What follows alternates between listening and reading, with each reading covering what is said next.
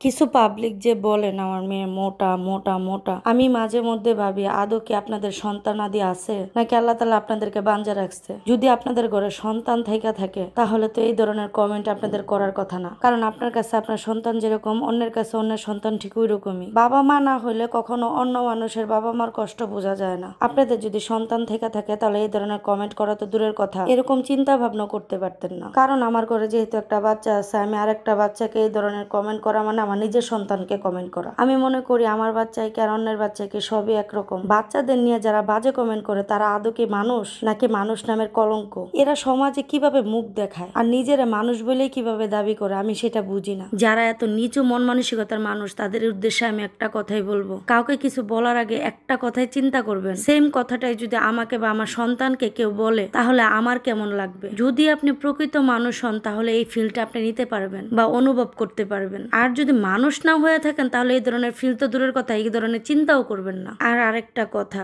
আপনাদের ঘরে যদি সন্তান থাকতো তাহলে আপনারা অন্তত বাচ্চাদের গ্রোথ সম্পর্কে আপনার ধারণা থাকতো। এই বয়সের বাচ্চারা একটু মোটা থাকে এমন না যে 20-25 বছর বয়স হয়ে গেছে, ওর এখন কন্ট্রোল করার দরকার আছে।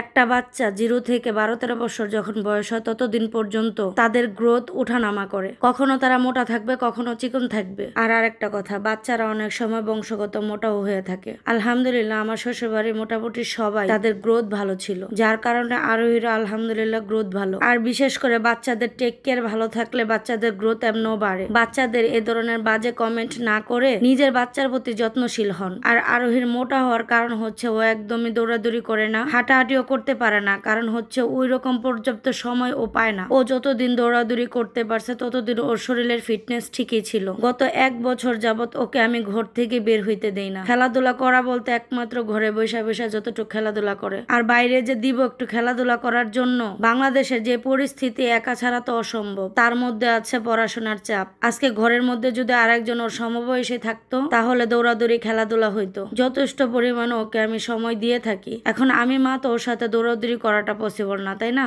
সত্যি কথা বলতে আপনাদেরকে আমি যতই বলবো এই ধরনের কথা, আপনারা এগুলা মাথায় নিবেন না বা কানেও শুনবেন না, কারণ আপনাদের তো এই ধরনের মন মানসিকতা নেই। আপনাদের হচ্ছে বাজে কমেন্ট করা মূল উদ্দেশ্য।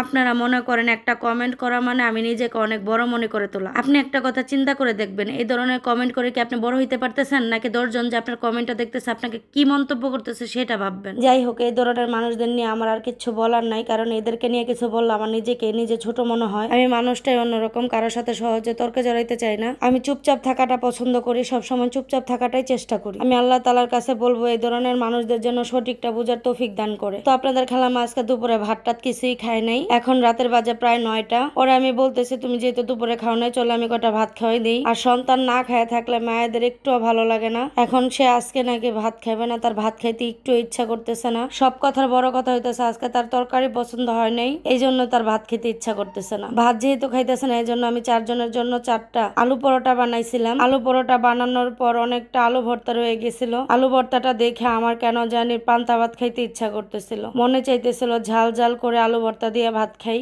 এই জন্য আমি গরম ভাতের মধ্যে পানি ঢাইলা আলু ভর্তা দিয়ে এখন খাইতেছি। একটা জিনিস কি, রুহুতে যা চাইবে সেটা যদি মজা না হয় তাও মজা লাগবে। এই পান্তা ভাতগুলো আমার কাছে এত মজা লাগতেছিল, মনে হইতেছিল অমৃত খাইতেছিলাম। আমি আর আলু পরোটা খাইনি, ওরাই খাইছে, আমি এই পান্তা ভাত গুলাই খাইলাম। আর এত বেশি পরিমাণে আমি পান্তা ভাত নিইনি, খুব অল্প পরিমাণ পান্তা ভাত নিয়েছিলাম আমি, যেহেতু আমি রাত্রে কিছু খাই না কিন্তু মাঝে মধ্যে খাই আর কি। আলু ভর্তাটা দেখে লোভ সামলাইতে পারতেছিলাম না, তাই ভাতগুলা খাইলাম, না হয় আজকে রাত্রে আর খাওয়া হইতো না আমার।